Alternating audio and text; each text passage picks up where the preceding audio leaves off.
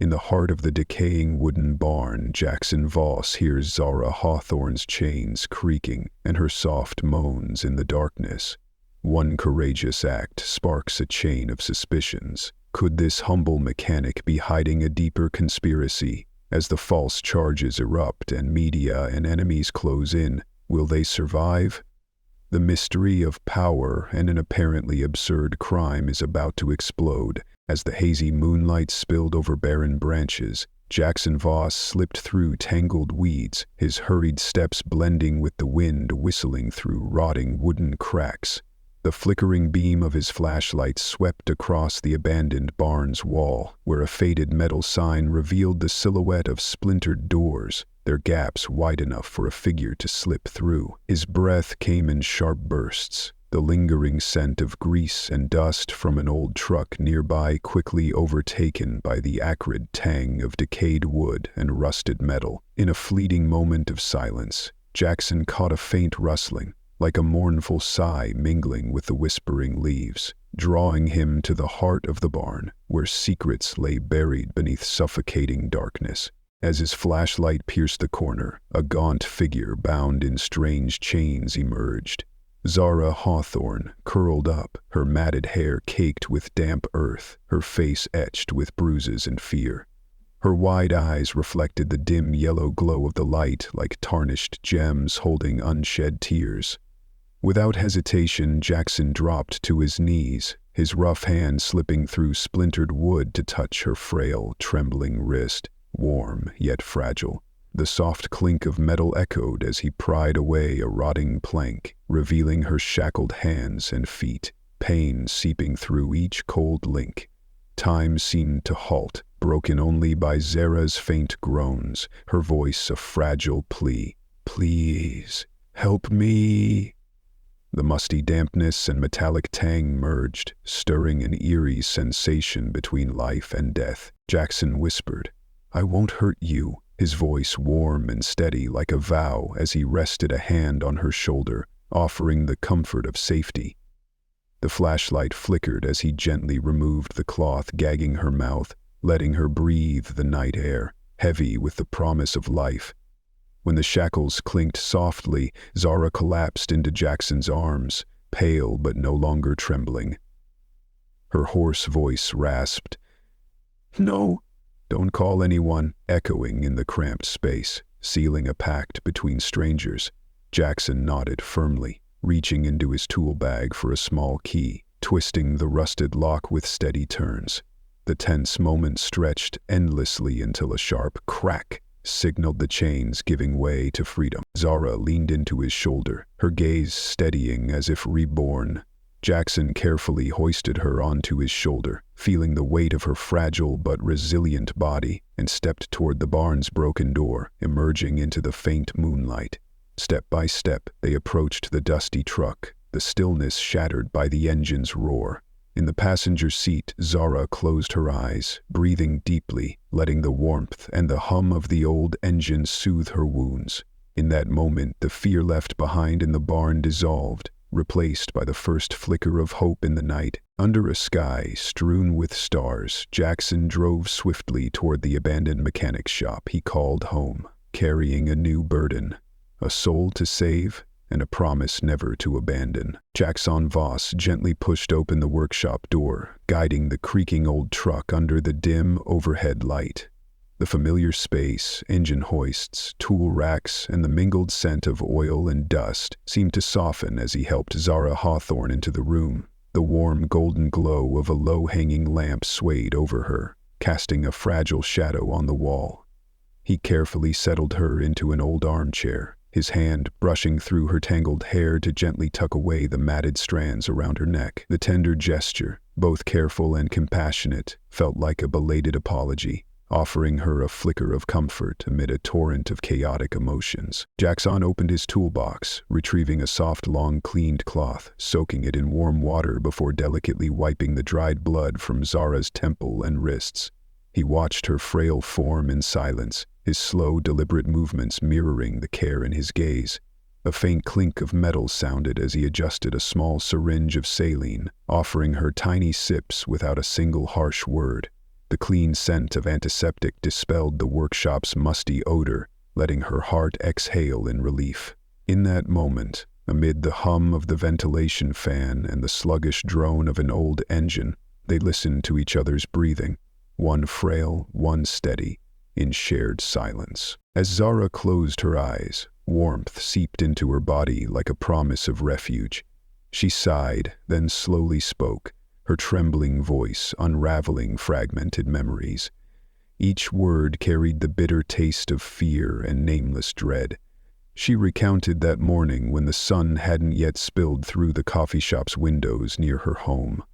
A black car glided by, and a long-sleeved arm seized her from behind. She thrashed, blood spilling as she fought, telling herself that a scream would bring rescue, but all she heard was the cold laughter of a stranger.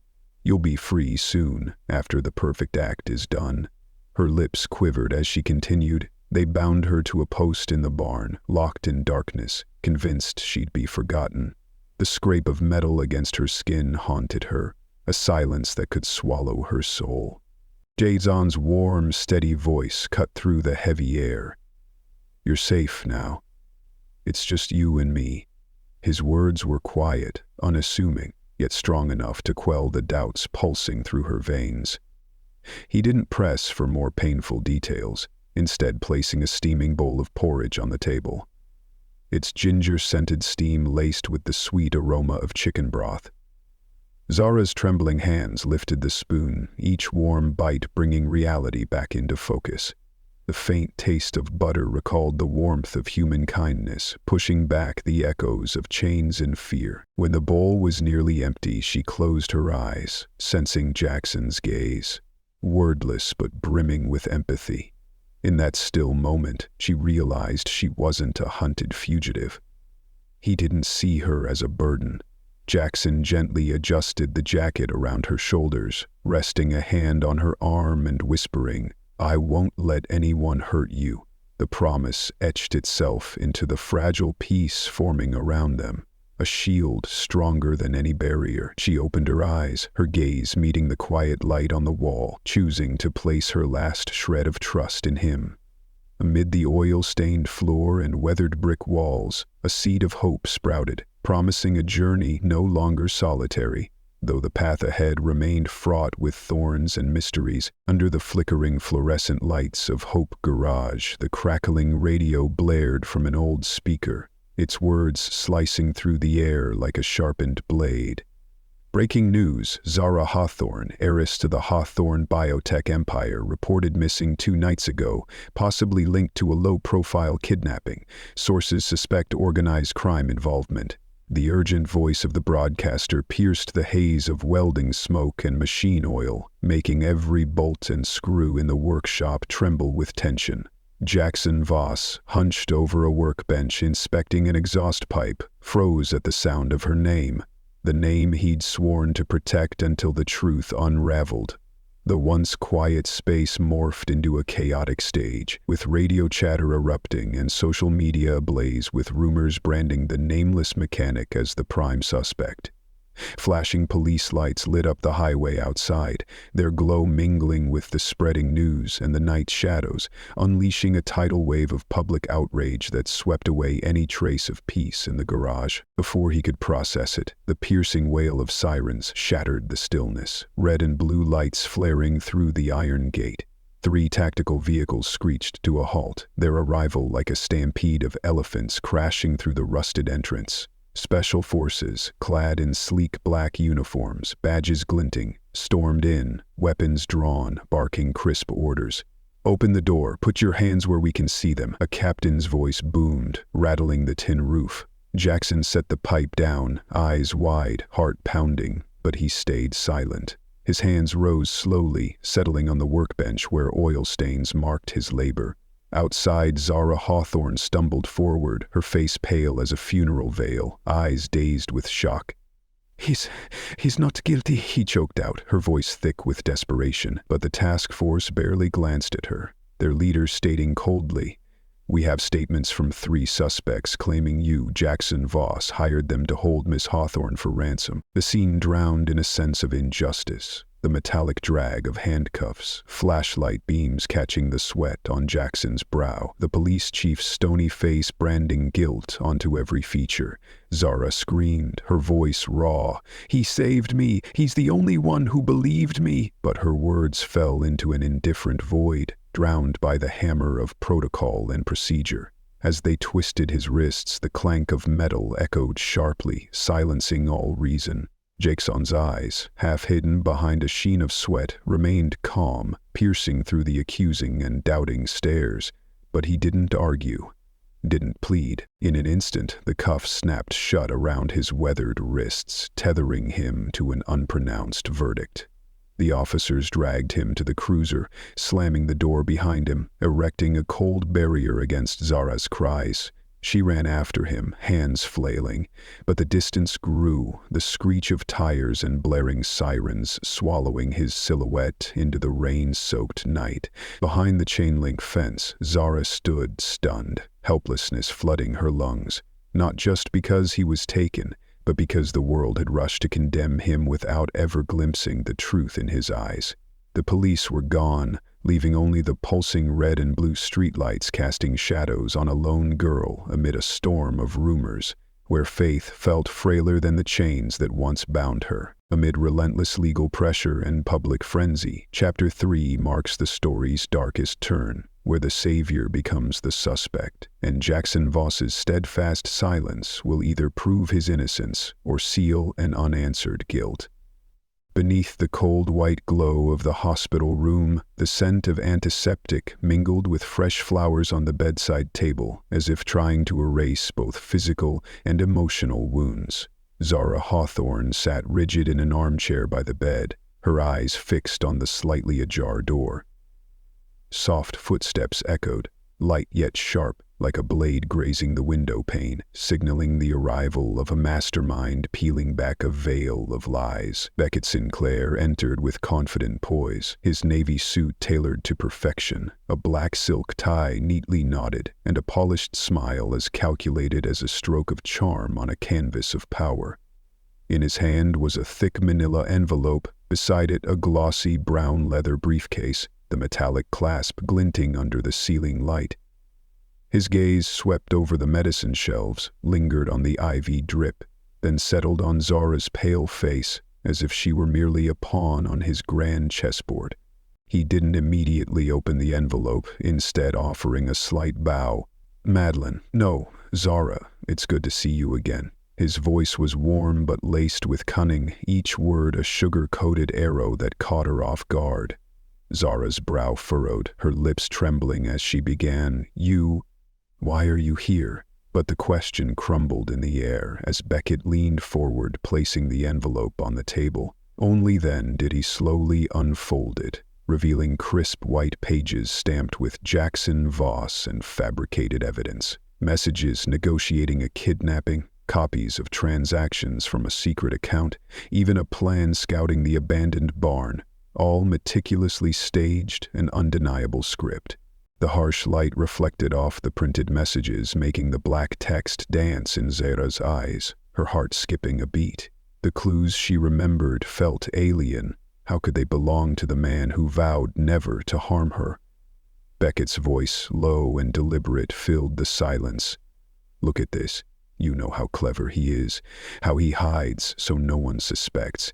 He hired them, paid for the ransom, and threw you into this media storm." His finger jabbed at the documents, like a fortune-teller pointing to a culprit, sowing doubt that spread through the room like thick fog. Chaos surged in Zara's mind, memories of that night in the secluded barn colliding. No demands for ransom, no scripted extortion, only Jackson's genuine shock when he learned her identity on the radio. The blindfold, the bruises, the masked man's mocking laughter, all clashed with the accusations piled on those pages. Her hands trembled, her heart screaming to fight back, but her voice faltered. Beckett stepped closer, his face a mix of smile and severity, lightly tapping a document detailing the charges.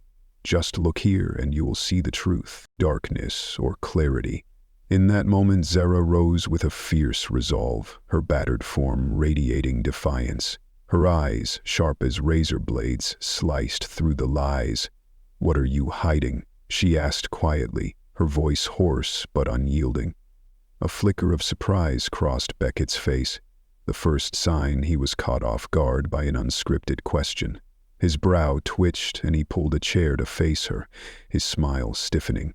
"What do you think? Don't you see the logic?" But Zara wouldn't swallow empty answers. She stepped to the window, clutching the white curtain, gazing at the city's distant twinkling lights. "Your logic is that I stay silent until the world reads these papers," she said, her voice steady against the howling night wind beyond the glass. "But I won't be silent," she continued, her words a torrent tearing through the web of deceit.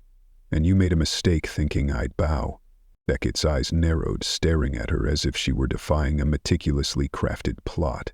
The room's light bathed them both, illuminating two adversaries, one wielding the covert power of printed lies, the other armed with unyielding faith. In that silent clash, Zara Hawthorne smiled inwardly. She had found the ultimate weapon against her foe, an untouchable truth and an unbreakable will. In the warm, golden glow of the lawyer's office, stacks of security camera footage, witness testimony recordings, and time-stamped evidence logs sprawled across the old wooden desk like a battlefield map. Zara Hawthorne sat upright, her eyes tracking each document as the lawyer methodically organized the file.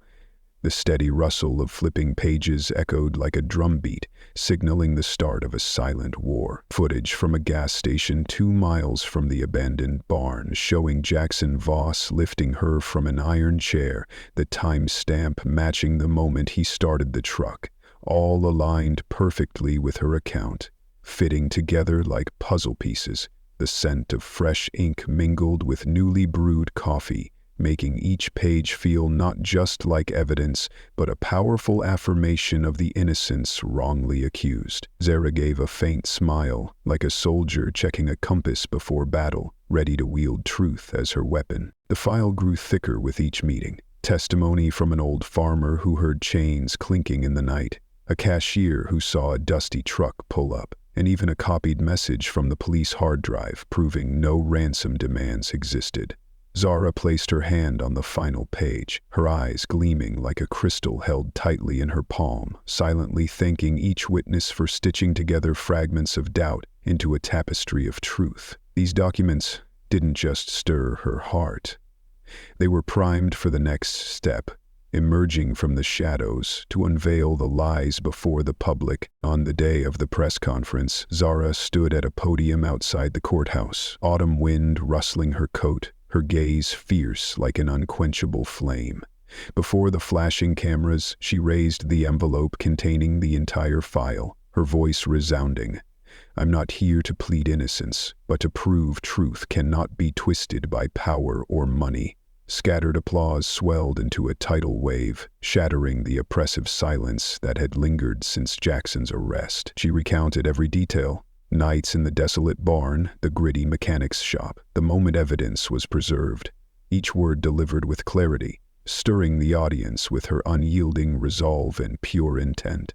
Reporters swarmed, cameras clicking relentlessly, but Zara remained composed, like an artist adding final strokes to her life's masterpiece. "If the justice system fails to protect the innocent, it doesn't deserve our trust," she declared, her voice powerful, brimming with a desire for change. Headlines spread like lightning across a clear sky, shifting public sentiment toward her, a woman daring to stand tall in a storm to defend the truth. The day Jackson Voss was released, there were no fanfares. Only the creak of the courthouse's iron gate and his hands emerging from the shadows of incarceration, bearing the scars of dark days. No loud apologies came, but the regret of those who rushed to judge was etched in the eyes of the hundreds gathered. He looked up, searching for Zara, and in that moment their gazes met, carrying enough trust and encouragement to transform pain into purpose. At the crossroads of justice and fate, Zara Hawthorne and Jackson Voss realized they hadn't just restored their honor. They'd ignited a beacon of hope for all who'd suffered in silence. They became living proof that when truth is unveiled, no matter how suppressed, It rings louder than any lie. From the thick stack of documents, a new chapter of their lives was written, one of justice, of faith that never. At the hazy dawn illuminating the old road, Jackson Voss pushed open the creaking iron gate of Hope Garage, where grease-stained walls and peeling paint stood in the shade of tamarind trees. On the gate, a rough wooden sign bore the carved words, Hope Garage, in jagged strokes, a reminder to passers-by that this place was no longer confined, but open, with boundless compassion. Zara Hawthorne stood beside him, clutching stacks of smudged funding documents, her eyes alight at the thought of struggling families coming here not just to patch up broken vehicles, but to find hope.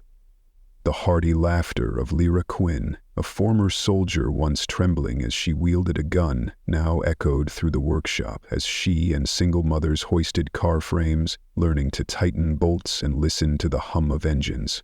In a corner, a long table gleamed with polished tools next to a sizzling pan of oil, where Kai Monroe, a city kid who once drifted toward dropping out, watched Jackson's every move as he dismantled a camshaft. The faint scent of gasoline mixed with thick oil fumes, like a morning coffee, carrying the warmth of hands, smoothing scratches on car frames, while mending scars on soles. Zara darted around, setting a tablet on a machine stand to log progress for the mechanics class, pausing to chat with Lyra about tackling rust on an old pickup's frame. By the window, golden sunlight filtered through wooden slats, illuminating dust-streaked faces of workers and trainees, turning oil smudges into stories of relentless effort and resolve. Jackson taught spark plug calibration, holding a tester with a steady hand, his warm voice resonating in the lively but orderly space, like a soothing melody guiding each person on a journey of recovery.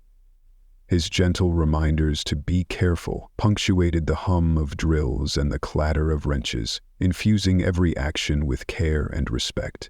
Zara turned, watching visitors bring in cars for repair, their weary eyes flickering with rekindled hope, and she felt every page of those funding documents had been worth it. Under the garage roof, social divides vanished. Everyone's hands were slick with oil. Single mothers and sisters picked up scattered bolts, laughing over half-mixed iced tea sweetened with camaraderie. At 6 each evening, Zara fired up a small projector, hosting soft skills discussions to help Lyra and Kai learn confidence and connection, rising above their heavy pasts. Her encouraging words, warm like late winter's breath, fanned the flames of self-reliance and unity, making everyone feel they weren't just learning to fix cars, but to rebuild their lives. The aroma of dinner from a makeshift kitchen wafted under the stairs as Jackson stowed his keys, wiped off grease, and joined the group around a wooden table, sharing bowls of water spinach soup and sticky rice. The soft yellow light cast shadows of curling smoke from a mini wood stove, marking bursts of laughter from the neighbor's little girl, who sneaked in to snatch breadcrumbs, her eyes sparkling with childish joy. Zara stood, raising a certificate of funding, her voice honey warm. "We've secured the seed money to build a classroom, raise brick walls so this place can hold even more dreams." The crowd clapped, their applause thundering like a rallying drum, from Jackson's calloused hands to the tiny palms of the neighbor girl, all blending into a shared anthem of hope. As the last light dimmed, Jackson and Zara stood under the eaves, breathing the warm air, the clink of bolts rolling on tool racks like whispers of a welcoming future. In that sweet, quiet moment, they knew this place had grown beyond a repair shop, becoming a shelter for weathered lives, and their story was only just beginning. In the honey-gold afternoon light streaming through the workshop's window, Orion Bishop, a lanky orphan with wide, dew-like eyes, quietly approached Jackson Voss, who was wiping grease from his hands with a tattered rag. He paused, his gaze a mix of hesitation and hope. The wheezing drill fell silent, giving way to a tender hush, filled only by the boy's quick breaths and the faint scent of buttered bread lingering on a nearby shelf. Mr. Voss," Orion's voice chimed like a prayer, soft yet resolute. "If I don't have a dad, would you be mine? The small, hope-filled question rang like a vesper bell, stirring every rusted corner of the grease-streaked garage. Jackson looked up, his gentle smile like a warm stream, setting the rag aside and cupping his hands to beckon Orion closer, as if opening a long, locked door to his heart. In the scattered sunlight, Zara Hawthorne stepped forward, her eyes glowing with joy like a crescent moon breaking through clouds. Her hand rested lightly on Jackson's shoulder, a reminder that he was no longer just a mechanic but a father to a fragile soul. Her voice, soft as a breeze, broke the silence. "Orion, you and Mr. Voss are already family." The words melted any lingering doubts. Orion's smile bloomed like a flower in winter, his small arms wrapping tightly around Jackson's waist, a hearth chasing away the cold. Amid the scent of oil and the clink of wrenches, Jackson and Zara exchanged a sacred glance, like two stars finding a shared orbit in a vast cosmos. No lengthy vows were needed. A single look sealed their resolve to bind their lives together. Zara's hand rested on Jackson's knee, and his gently released the rag, opening his heart to welcome a lost boy into a new home. As dusk stretched shadows across the tin roof, Orion led Jackson and Zara to a small sunflower garden by the garage's edge, where vibrant blooms rose from rocky soil, reaching for the sun like dreams made tangible. The trio, a mechanic, a businesswoman who shed her mantle of power, and an orphan child, stood together under a golden sky, their breaths and heartbeats blending into a symphony of faith and hope. The evening breeze swept through, rustling the yellow petals, carrying a promise: from now on, we'll never part. In that moment, Jackson hugged Orion tightly, his chest rising with the boy's breaths, feeling a new pulse of life in his own. Beside them, Zara closed her eyes, listening to the soft rustle of leaves and Orion's faint giggles, knowing the light here would never fade. Beneath their feet, the warm earth and blooming flowers bore witness to the birth of a family not bound by blood, but by a shared vision of love and protection. As the sun dipped behind the old workshop row, their three shadows stretched across the smooth brick, moving slowly back inside, carrying the warmth of newfound kinship. Jackson and Zara walked side by side, Orion's hand clasped between them, the boy buoyant like a seed at the start of spring, ready to sprout in fertile soil. It oil stains, sunset sunflowers, and warm embraces, proof that even shattered hearts can mend and bloom anew. In the fading glow of dusk, the family of three strolled forward, carrying faith in a radiant, enduring tomorrow, as steadfast as the name Hope Garage carved into the wooden wall, where every soul finds a home. 5 years passed like a silent clock, and the dawn's first light filtered through Hope Garage's windows, casting golden streaks across oil-stained brick walls. Jackson Voss leaned against the iron gate, cradling a soft, chubby toddler with curly brown hair, his eyes tracing the gravel-strewn yard. In the distance, Zara Hawthorne tidied the last tool racks, her soft hum like a lullaby weaving through the workshop, tying a once bleak past to a hopeful present. A year ago, this place was a heap of rusted steel and echoes of chains. Now, it was a home for lives once thought shattered. Beneath the wide doorway, the lively bickering of three teens, Orion Bishop, Lyra Quinn, and Kai Monroe, rang out as they debated aligning disc brakes on an old sedan. Their laughter mingled with the clink of wrenches on bolts, forming a simple yet vibrant symphony. A single mother gently guided her daughter in fixing an oil cap, while a veteran watched attentively, nodding encouragement. Each engine's crisp roar affirmed this was no longer a place where hope was erased, but a nursery for its growth. In the eastern yard, under an ancient oak, witness to Jackson's first steps here, a rough wooden sign bore the faded words, "The right man was never lost, just waiting to be found." Though the paint had peeled, each letter stood proud, a timeless declaration. It reminded all who passed. A single earnest glance could reveal the worth of any soul, no matter their scars or pain. Amid the bustling activity, Zara led the toddler past tool racks, clutching a new stack of advanced training program files. Her eyes gleamed with pride as the child's curly hair shimmered in the sunlight, her gaze sparkling like tiny crystals. She neatly arranged the documents on the reception counter, organizing notes for soft skills classes and community projects. Ensuring tomorrow's work would begin with renewed faith. As noon shadows lengthened, Jackson and a group of trainees inspected the ABS brakes on a minibus for street children brought to the garage. The soft clatter of wrenches and sweat mingling with dust on his brow carried the weight of effort and a desire to restore. Each tightened bolt was a lesson in standing firm against hardship. Nearby, Orion flashed a radiant smile as the vehicle ran smoothly, his eyes alight with newfound confidence. Like a sunflower in bloom, dusk fell quietly, and Zara and Jackson stood at the garage gate, listening to crickets blend with the day's final engine hums.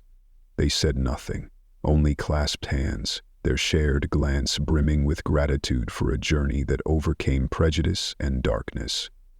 Under the oak, the wooden sign stood silent, as if witnessing a profound yet simple joy, a family forged in trust, a community nurtured by humanity. As the first star pierced the deep purple sky, hope blazed like an eternal flame. Hope Garage was no longer just a name but a testament. Countless wayward stories could find their way home, so long as there was a place with open arms and fearless truth. In the fading glow of sunset, Jackson Voss, Zara Hawthorne, and their newfound kin, Orion Bishop, Lyra Quinn, Kai Munro, stepped into the night, certain that tomorrow would dawn with fresh light, spreading love and lifting dreams yet to fade. After hearing the arduous journey of Jackson Voss and Zara Hawthorne, I'm deeply moved by the power of faith and human compassion that transcends all prejudice. This story reminds us that miracles begin with kindness. Thank you for watching Millionaire and Heart Stories. Please share to spread hope